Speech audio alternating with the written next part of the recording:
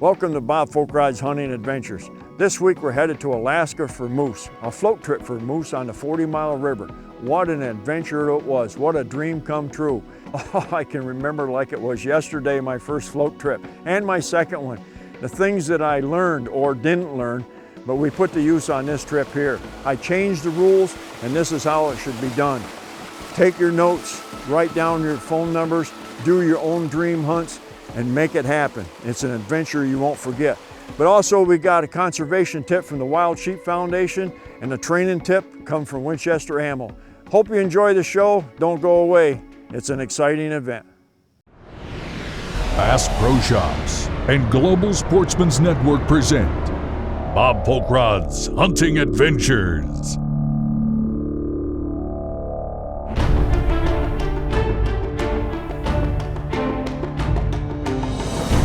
Seven continents, 80 species,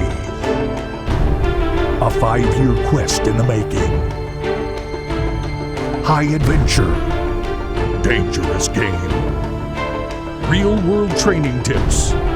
This is Bob Foulkrod's Hunting Adventures.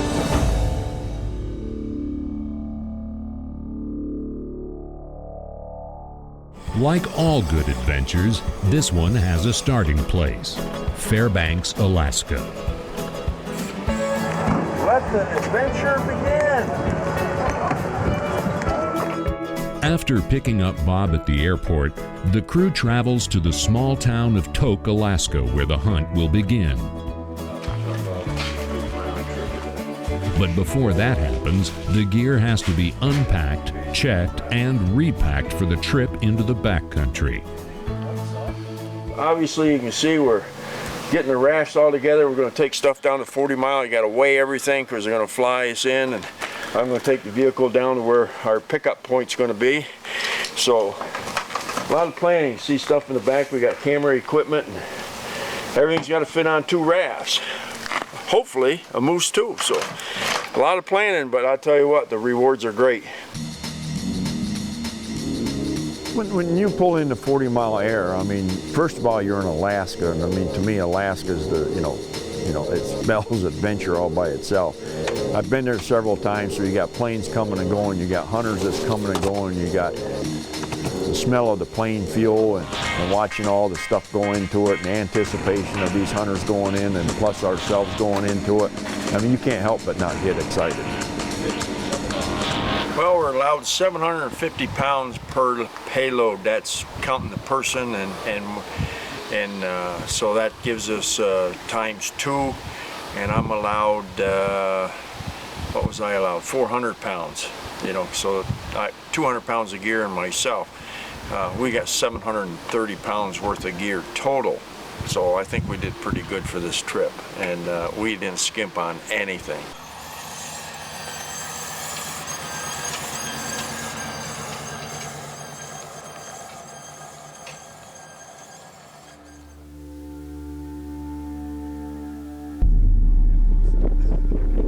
The next day, Charlie and Ken get flown into where we're going to start the adventure from.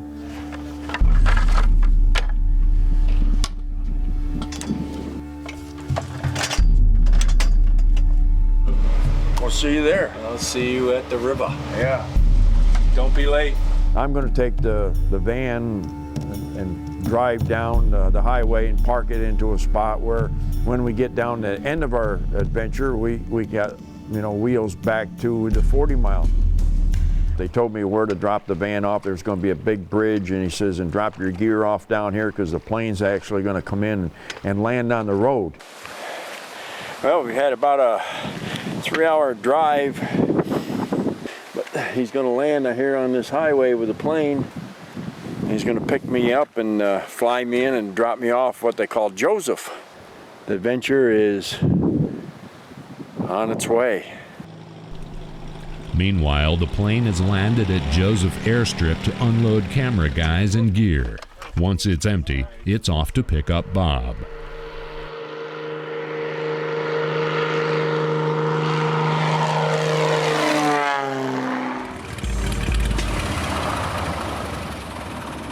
3 hours later, here comes this plane landing, you know, on the road, and it picks me up and off we go.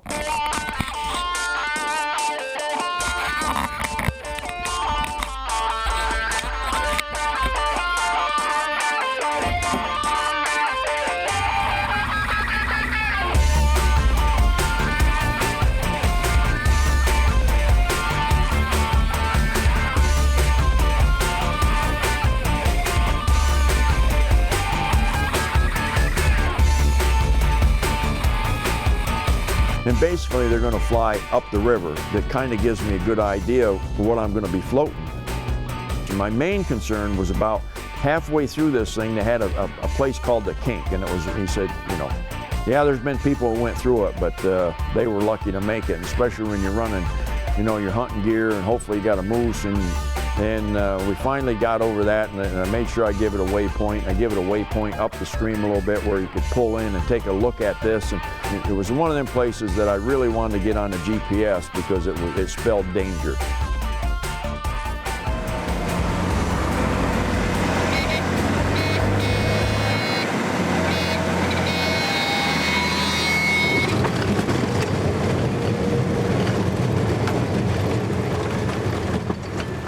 And when we landed, you know, there's a welcome sight. I mean, it's just basically a little landing strip, you know, that's cut out of the, you know, the forest. And Charlie and Ken already had the rafts pumped up, and they were sitting there anticipating for me to come in.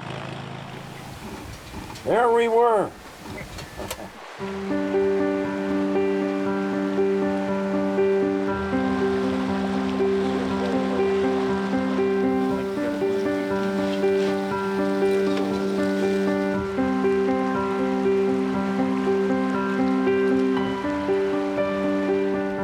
Oh, finally, after months of planning in Pennsylvania and looking at tents and stoves and little generators and food and getting it all shipped up here to Alaska, and then all we had to do was get on an airplane and fly up. Well, we finally got here on the river. I mean, this is where it starts. We landed on the strip today. We've got a campfire going. We've had our supper. We're just going to go over and brush our teeth and jump in our sack and go to bed, and we'll be moose hunting tomorrow.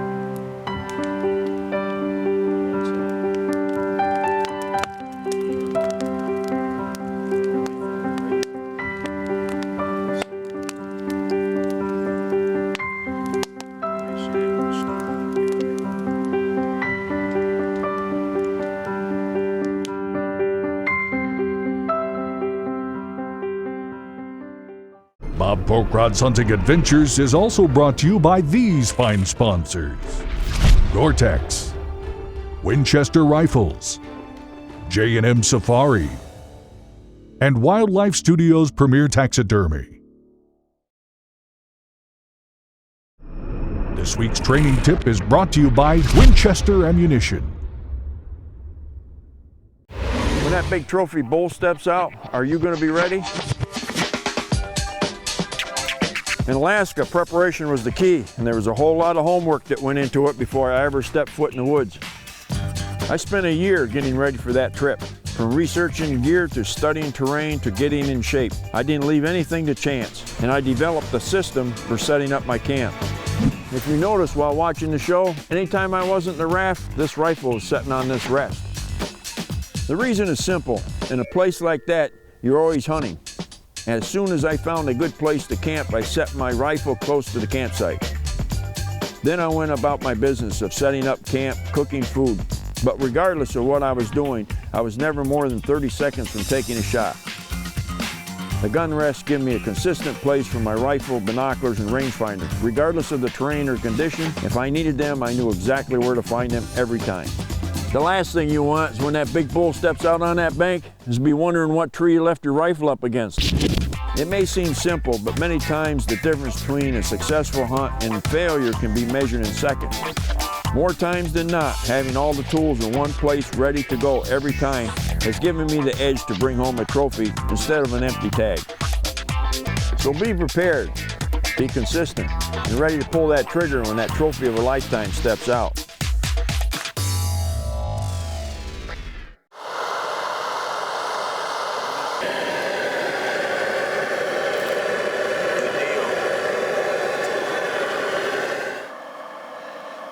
realistically, they've been seeing some moose right there.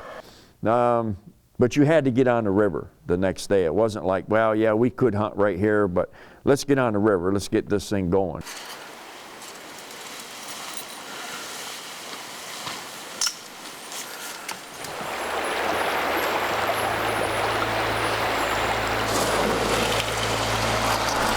Everything the crew will need for the trip downstream has to go into the rafts. These are going to go under your seat.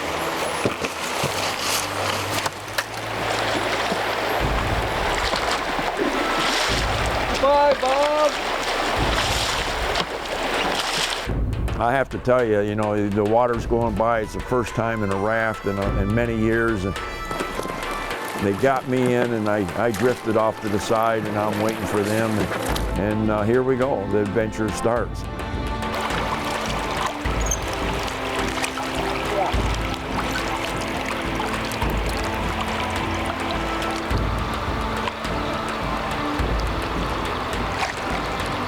You know, just trying to get the momentum and getting, I watched videos and tapes before I went, but actually doing it yourself is, I have to tell you, it was an experience.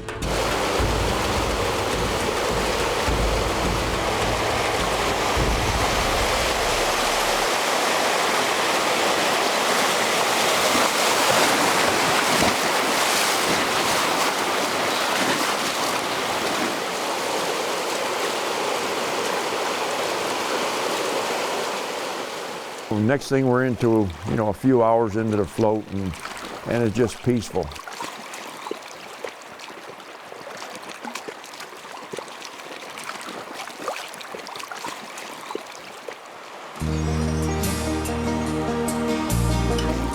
For the next 4 days, Bob and the crew will travel downriver, setting up camp and calling moose.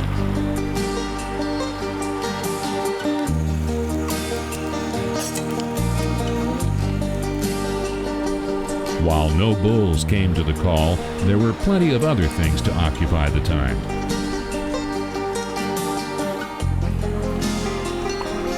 In a place like this, there's something new around every bend of the river, and it plays out against the incredible beauty of the Alaska wilderness.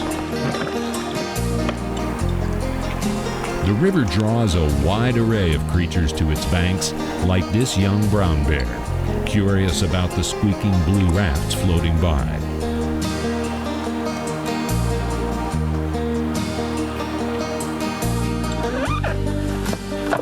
Man, we've seen everything so far. It's just been cows, grizzly bear, caribou, eagles. I think everybody's having a great time.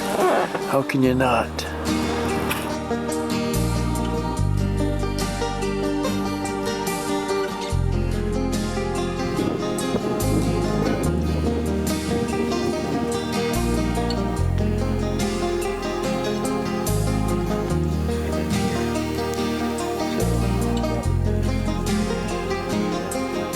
There's nothing like sitting in a raft and just floating down, and you got the solitude of the water floating by, and you're looking and you're seeing caribou and grizzly bears and eagles, and you just get lost in the adventure.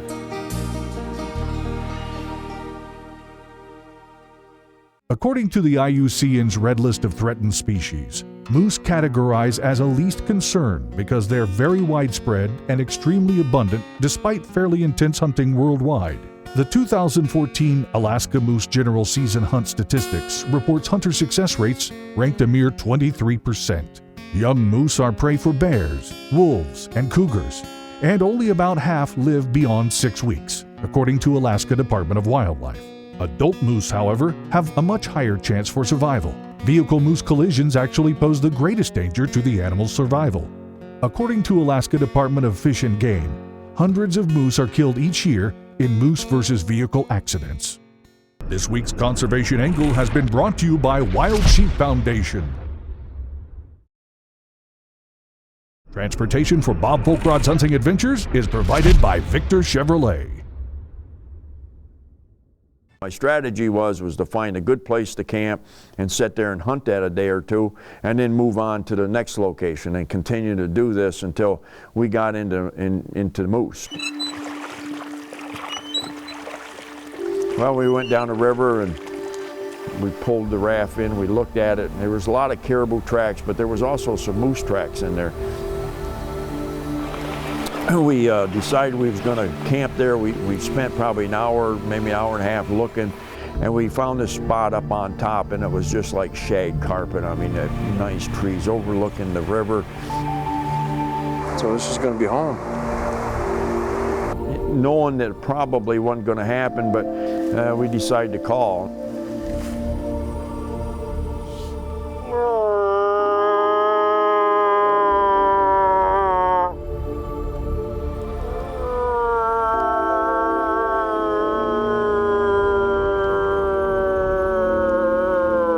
We called, you know, quite a lot, and we started a fire, and pretty soon Charlie and Ken showed up, and we sat there and had a good meal, and the fire was going, and I believe Ken was down on the river. He was getting ready to do some time lapses, and I'm overlooking this wobble, and all of a sudden I seen this humongous rat coming through the woods. Moose, Charlie. Ken, moose. I mean, it was like a madhouse. Everybody's running around trying to find Ken, and Ken's on the river. He's got his big camera set up doing time lapses. He grabs the camera from Charlie. He comes up. And I remember we're right in front of the fire, and I'm having a hard time adjusting my scope, and Ken says, I can't see that they got the flames coming up through and the heat waves, so we just instantly picked up and we moved like, you know, maybe 5 or 6 steps and got back down. Come up front.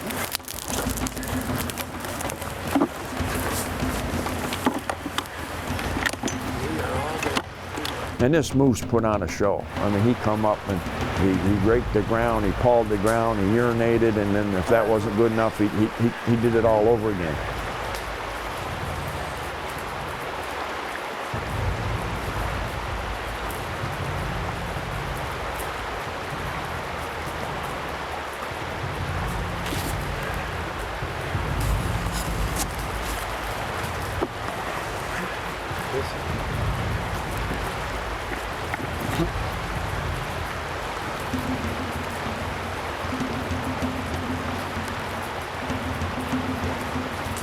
As soon as he turns sideways.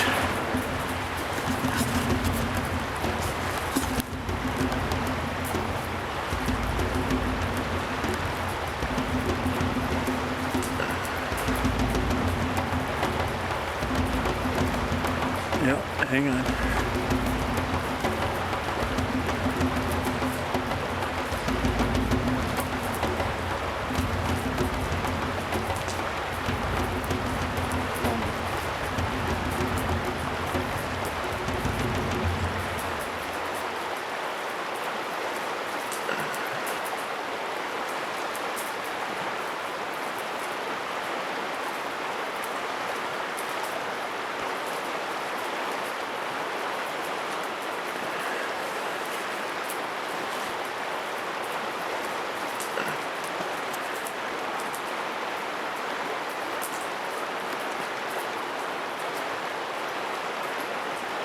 Probably when he stands, he'll be right.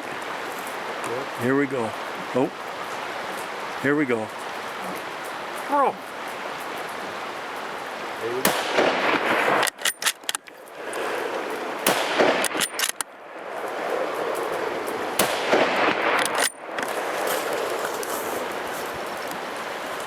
Wasn't taking no chances.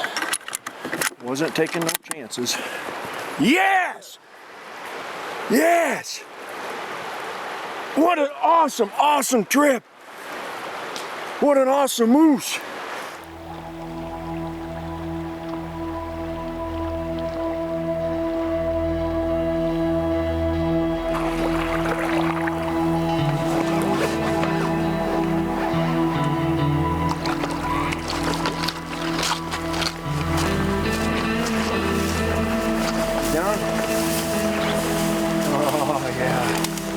Look at that.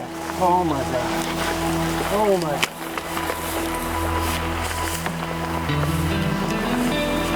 That's a moose. Look how heavy he is.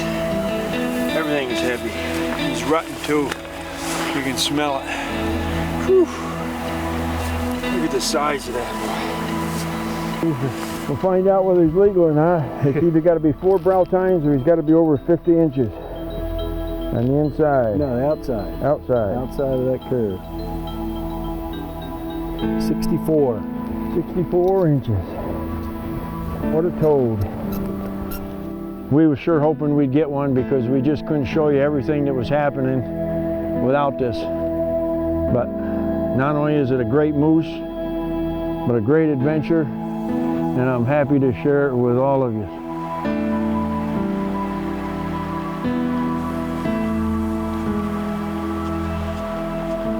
We field dressed him that evening and got some poles under him to let the air coming under him, so you know he wouldn't, what they call bone sour, and that's, you know, allowing the heat from the body to expand enough. And we came back, and I mean we were just, you know, at an awe.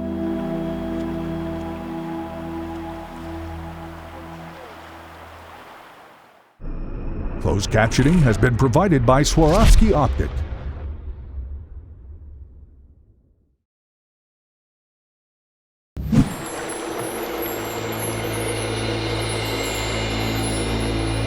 Had breakfast in the morning and went back up the river and decided to take care of our moose.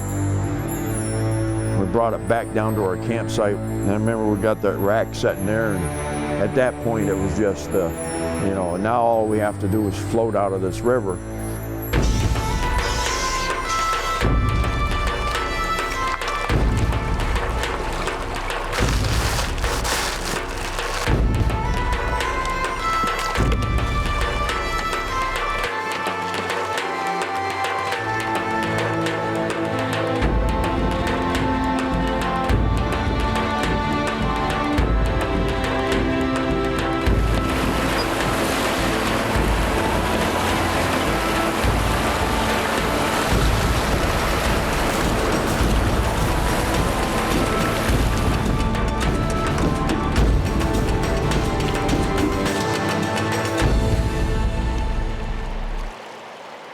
Well, we heard the water running pretty hard, so we pulled over just to take a look at it.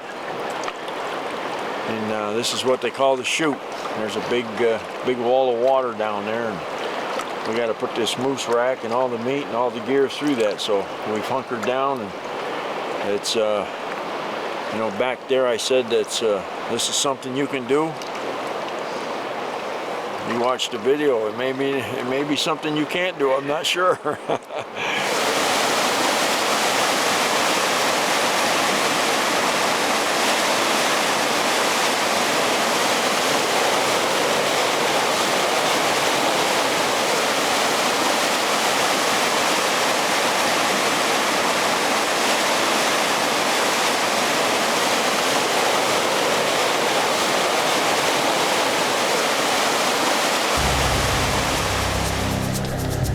After one last night on the river, the crew rounds the bend for their first taste of civilization in 9 days and the end of their journey. The State Highway 5 bridge over the 40-mile river.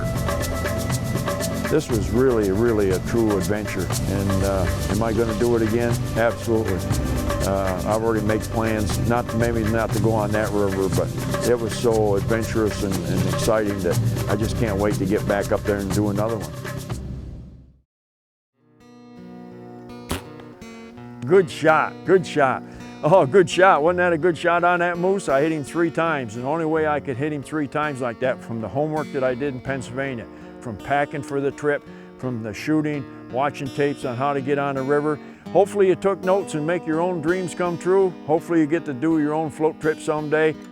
Until next week, I'm Bob Foulkrod, and thanks for watching.